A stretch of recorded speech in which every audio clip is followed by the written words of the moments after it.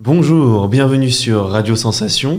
Pour ce mag, nous sommes en compagnie de Jean-Luc Montagioni, président de l'association des Amis de Bernay. Bonjour Jean-Luc. Bonjour. Alors, en ce début 2020, quelles sont vos nouveautés ? Alors les nouveautés, ce sont des conférences avec des thèmes qui ne sont pas encore sortis. Ce sont la poursuite de travaux au long cours, comme l'histoire des rues, dont on a déjà parlé sur cette antenne, mais là on va peut-être parler de l'étude des conseils municipaux, par exemple. Nous avons recueilli tous les comptes rendus des conseils municipaux du 19e siècle, donc il y a 55 000 pages à dépouiller.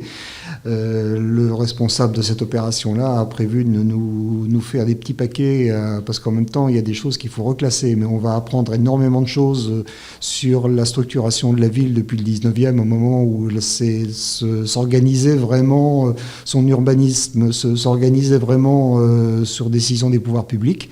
Et puis autrement, on a un autre petit projet qui voudrait bien pouvoir voir déboucher quand on va trouver l'oiseau rare.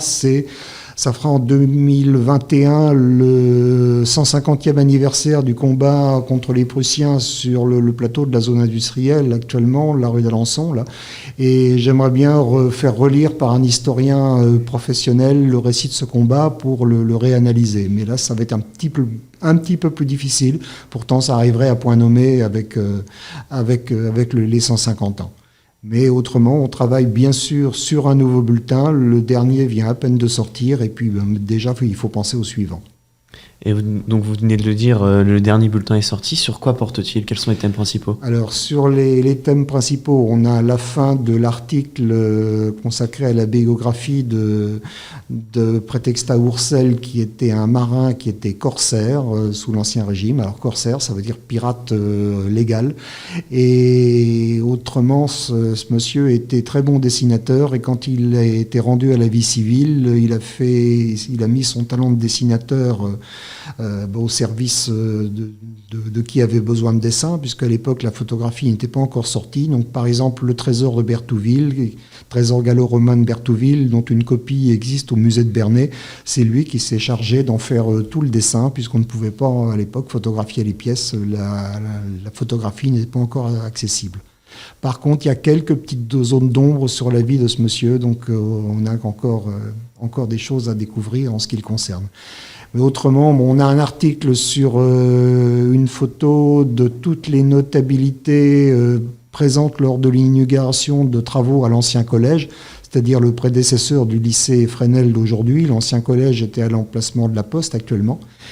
Et un autre très gros article sur Gustave Héon, maire de Bernay de 1944 jusqu'à sa mort en 1981. Et bon, Gustave Héon a été, sous sa municipalité, il y a eu de très gros travaux d'aménagement de la ville au niveau de la circulation.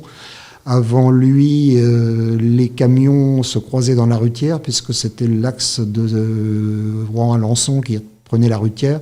Donc la nationale 138 a été déviée par le boulevard du But et le boulevard de Normandie. Alors c'était une époque de grand bouleversement pour Bernay, et puis une époque aussi, il faut bien le dire, de casse au niveau du patrimoine, comme par exemple la destruction de l'ancien collège. Celle de la Gabelle a été évitée de justesse. Et comment ont-ils réussi à éviter celle de la Gabelle ? Alors celle de la Gabelle, la ville l'avait acheté pour la raser et construire différentes administrations, et je crois une salle des fêtes sur son emplacement. Et c'est venu aux oreilles d'amoureux du patrimoine, de futurs fondateurs des Amis de Bernay en 1967. Donc ce dont je vous parle, c'est dans la première moitié des années 60, sous le ministère d'André Malraux. Et ils ont réussi à faire porter ce risque jusqu'à André Malraux, qui a demandé une inscription sur l'inventaire supplémentaire des monuments historiques, une inscription de certaines parties de la Gabelle. On va dire, ça ne couvre pas tout l'hôtel, ni les dépendances malheureusement, mais ça couvre déjà le porche, la cour, les façades. Donc le projet de destruction a dû être abandonné, puisqu'il s'était rendu administrativement impossible avec l'inscription. Et la ville a été obligée après de restaurer on ne peut pas dire complètement, mais significativement la Gabelle pour y installer l'école de musique. Et là, actuellement, le bâtiment attend une nouvelle affectation sur laquelle on est très vigilant parce que plus on attend, plus les travaux vont être coûteux, plus le bâtiment se dégrade et c'est vraiment préoccupant. Et quelles ont été vos sources pour ce 83e bulletin ? Alors les sources, par exemple l'article de Joël Bourdin sur Gustave Héon. Joël Bourdin a été maire de Bernay, il a été lui-même sénateur, donc il avait accès à tous les... Il a été conseiller général, on disait à l'époque. Il avait accès dans ces institutions-là, il avait accès à tous les travaux de ses collègues et prédécesseurs. Donc il a pu retracer le parcours de Gustave Héon. Pour ce qui est du traitement d'un texte de vente d'une maison de la rue Alexandre il y a 400 ans, là c'est un document qui est en main d'un particulier. Et puis autrement comme source, par exemple la photo de l'inauguration de l'ancien collège, des travaux de l'ancien collège, donc une photo de 1901, je ne sais pas si je l'ai dit. Bon, là aussi, c'est une photo qui est en main d'une de nos adhérentes. Et puis après, ce sont les archives départementales, ça va être des archives particulières, des différentes sources d'archives quand il faut recouper. On ne va pas oublier qu'il y a énormément de choses qui sont maintenant accessibles en ligne sur le site des archives de l'Eure. Par exemple, tous les recensements depuis 1891 jusqu'en 1936, parce qu'après, ils sont protégés par des dispositions protégeant la vie privée des personnes vivantes. Mais autrement, il y a énormément de choses qui sont accessibles en ligne sur le site des archives, comme les états civils. Et la création du bulletin, combien de personnes elle a sollicité ? Alors, la création du bulletin, moi, j'ai pas connu les débuts. Les débuts, ils étaient modestes. Le bulletin était tout petit, de faire 16 pages avec un demi-format. Et puis après, il a pris son format A4. Il était imprimé avec des moyens de bureau, des machines à dupliquer à encre. Et puis après, on est passé à l'imprimerie, d'abord en noir et blanc. Et là, on a une solution avec un imprimeur qui a une ligne d'impression qui nous permet de mettre de la couleur en impression jet d'encre, ce qui permet d'avoir des coûts assez raisonnables et en petite quantité, parce qu'on peut toujours tout faire en imprimerie, mais après, comme on tire à 350 exemplaires, les coûts de mise en œuvre pour l'offset sont prohibitifs. Mais là, on a réussi à trouver un équilibre, et puis le gros problème, c'est surtout de le remplir avec des textes de qualité, parce que là, on est très vigilant sur le contenu du bulletin, il n'y a pas d'information qui ne soit pas vérifiée, qui ne soit pas étayée par ses sources.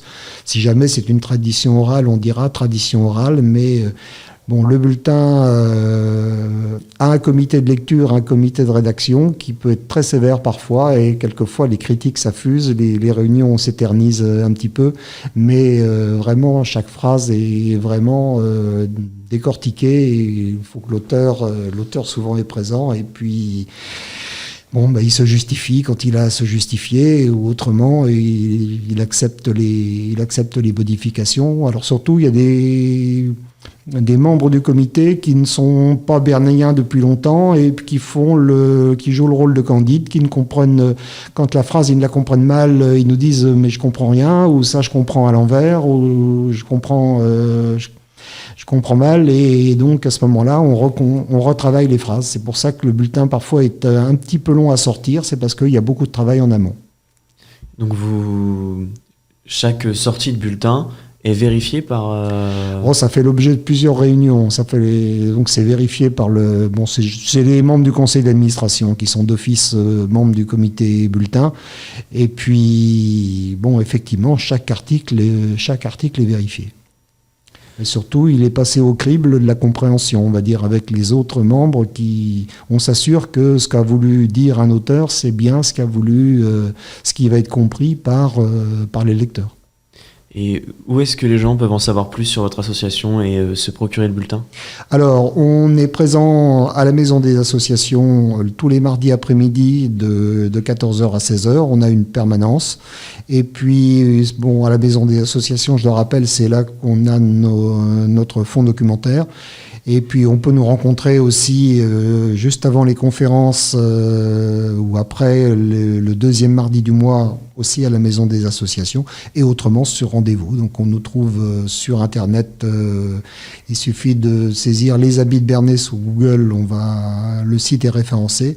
Et puis aussi on est accessible par téléphone donc au 06 60 69 15 95. Bien, merci beaucoup d'avoir été avec nous. C'est moi. Merci à vous, chers auditeurs, d'être avec nous pour ce mag. Vous pouvez retrouver ce mag et beaucoup d'autres sur radiosensation.fr ou sur la page YouTube Radio Sensation Normandie.